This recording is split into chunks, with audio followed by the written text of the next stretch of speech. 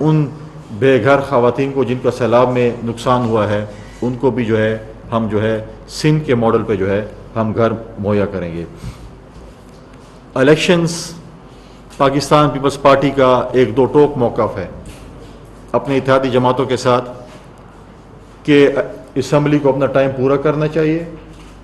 60 دن کے اندر جو ہے الیکشن کمیشن کو اور اگلی نگراں حکومت کو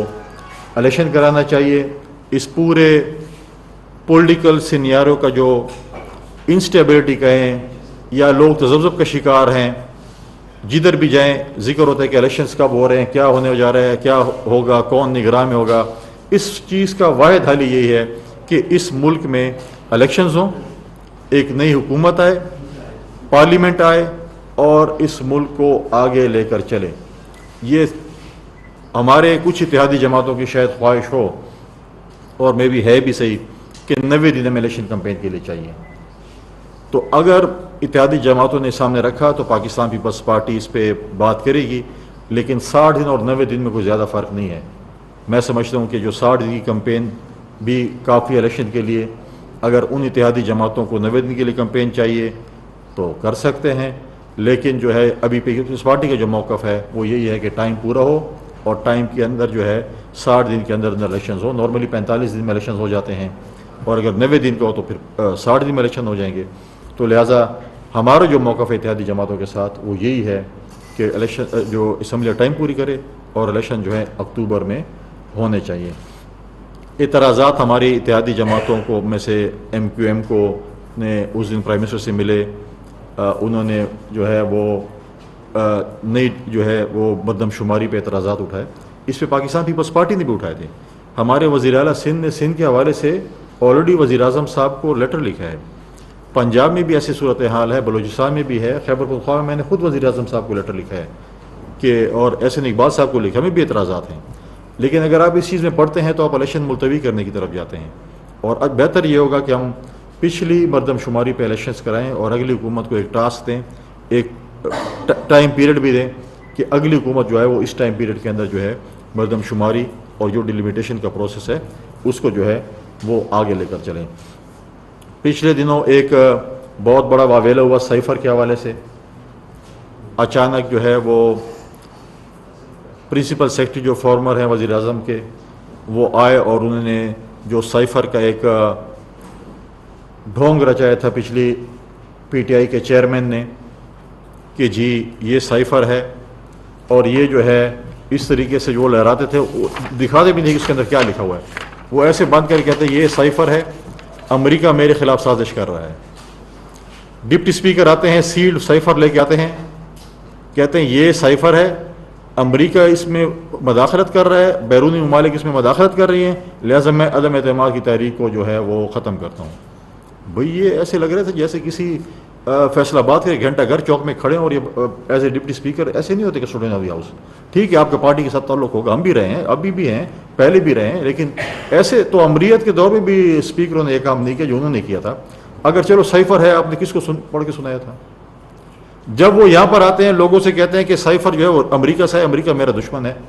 امریکہ کے پاس جاتے ہیں ادھر کہتے ہیں پاکستان کی فوج نے مجھے نکالا، وہ میری دشمن ہے۔ ہر جگہ اپنی ایک کیسٹ لگاتے ہیں اور وہ کرتے ہیں۔ اگر امریکہ نے آپ کو اس وقت نکالا تھا تو آپ نے اتنے ملاقاتیں امریکن وفود کے ساتھ کی ہیں، اپنے گھر میں بلا بلا کر تھکتے نہیں تھے کہ سیلفیاں کھینچ کے تھکتے نہیں تھے امریکن ایمبیسڈر کو، اور روزانہ ٹویٹر پہ دیکھتے تھے آج امریکن ایمبیسڈر نے ہمیں عزت بخشی، ہمارے ساتھ ناشتہ کیا، ہمارے ساتھ کھانا کھایا، یہ کیا۔ تو کیا کسی بھی میٹنگ میں آپ لوگوں نے کہا کہ امریکہ نے ہمارے ساتھ یہ کام کیا، اور کسی پریس ریلیز میں اس کا ذکر ہوا کہ امریکنوں نے یا امریکن حکومت نے ہمارے ساتھ یہ کیا اور ہم یہ احتجاج کرتے ہیں؟ کہیں پہ بھی نہیں کیا، کیونکہ سارا جھوٹ تھا۔ اور آج وہ کہتے ہیں کہ سائفر گم گئے۔ ایک ایسے شخص کو آپ نے ملک حوالے کیا تھا جو ایک سائفر نہیں سنبھال کے سکتا، جس پہ اس کی ساری پالیٹکس کو جھوٹا بیانیہ اس نے بنایا تھا، آج وہ کہتے گم گئے۔ تو آپ کہتے ہیں اس ایسے شخص کو آپ نے ملک کا وزیر اعظم بنایا تھا جو ایک کاغذ نہیں سنبھال سکتا، جس کو پتہ نہیں ہوتا تھا، اس کو یہ کہتا تھا کہ مجھے ٹی وی سے یا اپنی بیگم صاحبہ سے پتہ چلتا ہے کہ ملک میں کیا ہو رہا ہے۔ تو یہ تو آپ کی صورتحال تھی اس ملک کی جس کے حوالے آپ نے کیا تھا۔ اور پھر اس کے بعد جس طریقے سے 9 مئی کے واقعات ہوئے سب کے سامنے ہیں، ریپیٹیشن اس پہ کیا ہم کریں گے؟ 9 مئی کے واقعات سب کے سامنے ہیں، اور ہم آج بھی کہتے ہیں پاکستان پیپلز پارٹی کسی بھی سیاسی جماعت کی پابندی کے خلاف نہیں ہے۔ ہم ان شخصیات کے بالکل خلاف ہیں، چاہے وہ پارٹی کا چیئرمین ہو، پارٹی کا عہدیدار ہو، پارٹی کا ورکر ہو، جس نے 9 مئی کے واقعات میں ملوث ہوئے ہوں، ان کی ہم بالکل ان کو جو ہے ان کو کیفے کردار تک پہنچانا چاہیے۔ پی ٹی آئی کے چیئرمین نے کہا تھا کہ میری گرفتاری کے بعد یہ 6-7 رکنی جو بھی تھی کمیٹی انہوں نے بنائی تھی کہ میرے بعد جو یہ انسٹرکشنز دیں گے وہ میرے انسٹرکشنز ہوں گے، میں نے ان کو پاس آن کر دیے ہیں۔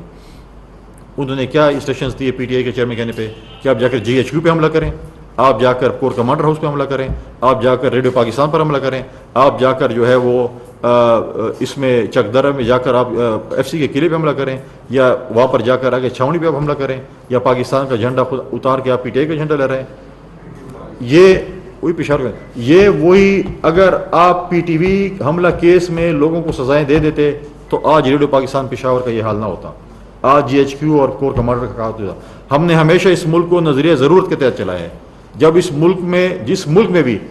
عدل اور انصاف کا نظام ختم ہو جاتا ہے تو اس میں 9 مئی کے واقعات پیش آتے ہیں۔ اگر پی ٹی وی حملہ کیس میں لوگوں کو سزائیں ہو جاتی تو آج یہ جو سارا 9 مئی کا جو واقعات ہوئے ہیں افسوسناک، یہ اس ملک میں جو ہے وہ پیش نہ آتے۔ تو لہٰذا یہ چیزیں جو ہیں، جس چیز کا جو سائفر کا ہے، انہوں نے خود ان کے پرنسپل سیکرٹری نے،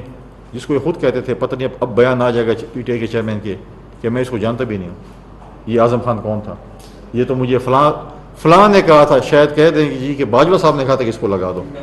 یا کسی اور کے کھاتے میں۔ اب میرے خیال میں سوچ رہے ہیں کہ میں کس کے کھاتے میں ڈال دوں، کیونکہ ہمیشہ تو یہی کہتے ہیں نا کہ فلاں کے کہنے پہ میں نے یہ کر دیا، فلاں کہنے میں نے یہ کر دیا۔ لہٰذا میں سمجھتا ہوں کہ جس طریقے سے سائفر کے اور ہمارے دوست ممالک سے جس طریقے سے ہمارے تعلقات خراب کرنے کی کوشش کی گئی تھی وہ بھی سب کے سامنے ہے۔ جب سے اس پورے عرصے میں جب سے چیئرمین بلاول بھٹو زرداری صاحب نے فورن منسٹری سنبھالی، انہوں نے بھرپور کوشش کی پاکستان کا کیس پریزنٹ کرنے کے لیے، انہوں نے کشمیر کا کیس پریزنٹ کیا، انہوں نے عافیہ صدیقی کا کیس پریزنٹ کیا، جہاں جہاں ہمارے مسائل تھے سب کے جو ہے انہوں نے پاکستان کا مقدمہ ہر فورم پہ لڑا۔ آج ہمارے تعلقات دوبارہ اپنے دوستوں کے ساتھ، اپنے پڑوسیوں کے ساتھ بحال ہونا شروع ہو چکے ہیں، ایک بہتری کی طرف آئی۔ ہمیں ایک بڑے سخت اقتصادی حالات ملے تھے، آئی ایم ایف کے لیے جو ہم نے جانا تھا اس میں ہمیں بڑے مسائل تھے۔ ہمارے سیاسی مخالفین نے یہ کوشش کی کہ یہ چیز نہ ہو، آپ نے ان کی آڈیو لیکس بھی دیکھی ہوں گی، ان کی کوششیں بھی دیکھی ہوں گی، انہیں منتیں سماجتیں کی تمام دنیا کو کہ یار اس حکومت کے ساتھ آپ کوئی آئی ایم ایف ڈیل نہ کریں، خدا نخواستہ ملک جو ہے وہ دیوالیہ ہو جائے۔ وہ صرف اپنی ذات تک تھے اور ان کو اس ملک کے ساتھ کچھ نہیں تھا کہ اس ملک کے ساتھ وہ کیا کریں۔ لہٰذا جو ہے یہ چیزیں جو ہے وہ سب کے سامنے رکھ جاتے۔ میں اپنی منسٹری پہ بھی کیونکہ اس حکومت کا اور اس پارلیمنٹ کا ابھی جو ہے چند دنوں بعد حکومتیں جو ہے وہ اسمبلی جو ہے وہ ڈیزالو ہو کے الیکشن کی طرف جائیں گے۔ جو منسٹری پاکستان پیپلز پارٹی کے پاس تھیں ان کے وزراء آپ کے ساتھ ایک بریفنگ سیشن کریں گے، بتائیں گے کہ ہم نے اس پورے ٹینیور میں ہم نے کیا کیا اقدامات کیے۔ ہماری جو اس وقت بے نظیر انکم سپورٹ پروگرام کی جو ہے وہ ڈائنامک سروے پورے پاکستان میں شروع ہے۔ ساتھ ساتھ جو ہے اس وقت جو ہے ہم نے ہمارے 9 ملین 90 لاکھ بینیفیشریز ہیں، 80 لاکھ کو بے نظیر کفالت کی جو قسط ہے اس میں جو ہے وہ مل چکی ہے، جس میں سے تقریباً 72 ارب روپے جو ہیں مل چکے ہیں۔ حکومت نے 81 ارب روپے ریلیز کیے ہوئے ہیں۔ 72 ارب روپے جو ہے وہ ہمارے آج تک کی جو رپورٹ ہے وہ ہمارے 8 ملین 80 لاکھ لوگوں کو بینیفیشریز کو مل چکے ہیں، اور یہ جو ہے چل رہی ہیں، جو بینیفیشریز آ رہے ہیں ان کو اپنی قسطیں مل رہی ہیں۔ ساتھ ساتھ تعلیمی وظائف، جو بچوں کی تعلیمی وظائف ہیں بچوں کے لیے میں نے پہلے بھی کہا تھا 2500، اور بچے کے لیے ہم نے 2000 کر دی ہے، اور اس کے ساتھ ہم نے شرط رکھی ہے، یہ نہیں ہے کہ آپ کے بچے ہیں اور میرے 10 بچے ہیں اور میں پیسے نکالوں گا۔ اس کے لیے ہم نے شرط رکھی ہے کہ ہماری جو ٹیم ہے وہ اسکول میں جا کر چیک کرے گی کہ جس بچے یا بچی کی 70% حاضری ہوگی ان کو یہ قسط ملتی ہے۔ یہ ایسے نہیں ہو کہ آپ گو اسکول کا جو ایک ہم ٹیم میں دیکھتے ہیں کہ جی گو اسکول ہے، کوئی جاتا نہیں ہے۔ جو بچہ یا بچی جس بھی فیملی کا اسکول میں نہیں جائے گا، اپنی 70% حاضری نہیں کرے گا، وہ بے نظیر تعلیمی وظائف سے مستفید نہیں ہو سکتا۔ ہماری جو پچھلے دنوں ہم نے اپنی لانچ کی تھی لوگوں کو ڈائریکٹ بینک اکاؤنٹس کھولنے کی 7 اضلاع میں، جس میں 4 بینک تھے پائلٹ پروجیکٹ، اس پہ جو ہے وہ اکاؤنٹس کھلنا شروع ہو چکے ہیں. انشاءاللہ بہت جلد جو ہے پورے پاکستان میں ہمارے جو بینیفیشریز ہیں وہ جس بینک میں بھی چاہیں, جو اسٹیٹ بینک کے رجسٹرڈ بینکس ہیں, جس میں بھی چاہیں جو ہے وہ جو ہے اپنے اکاؤنٹ کھول سکتے ہیں.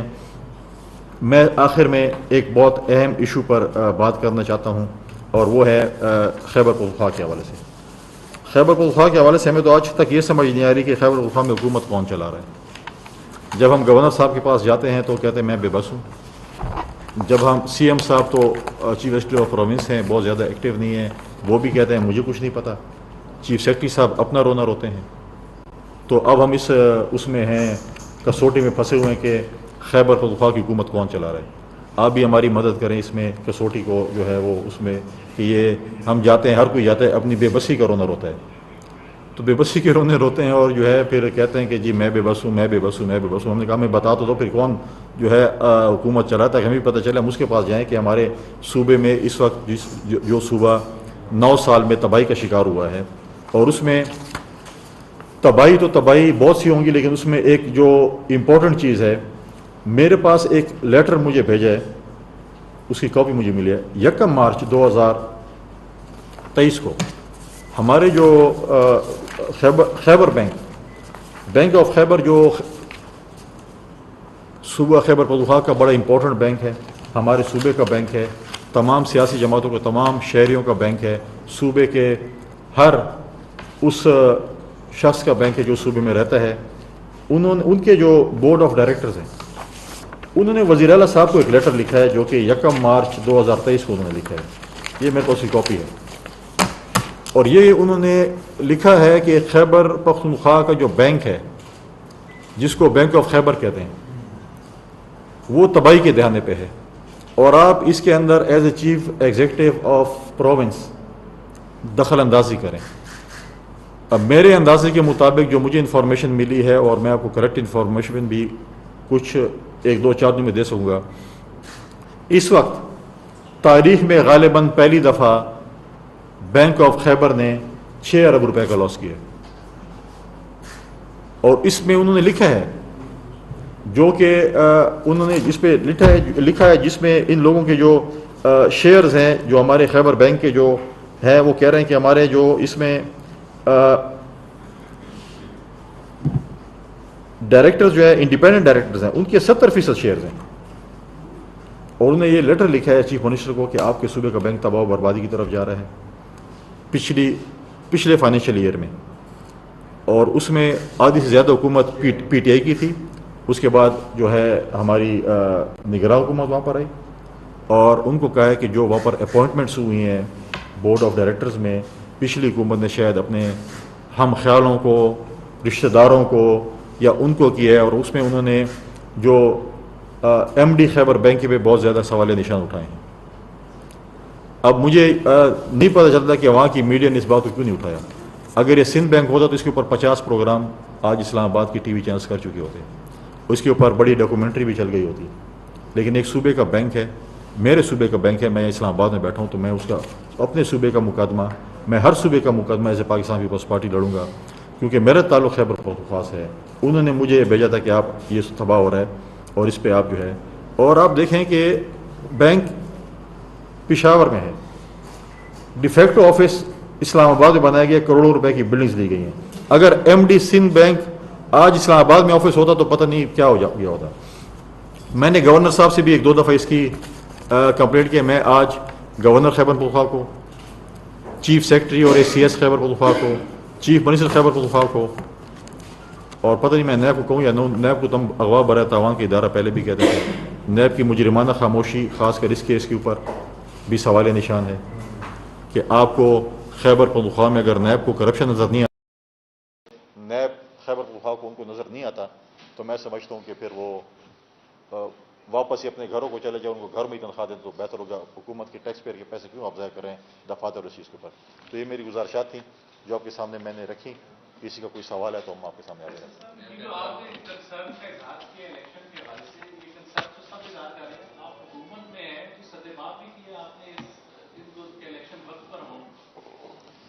دیکھیں,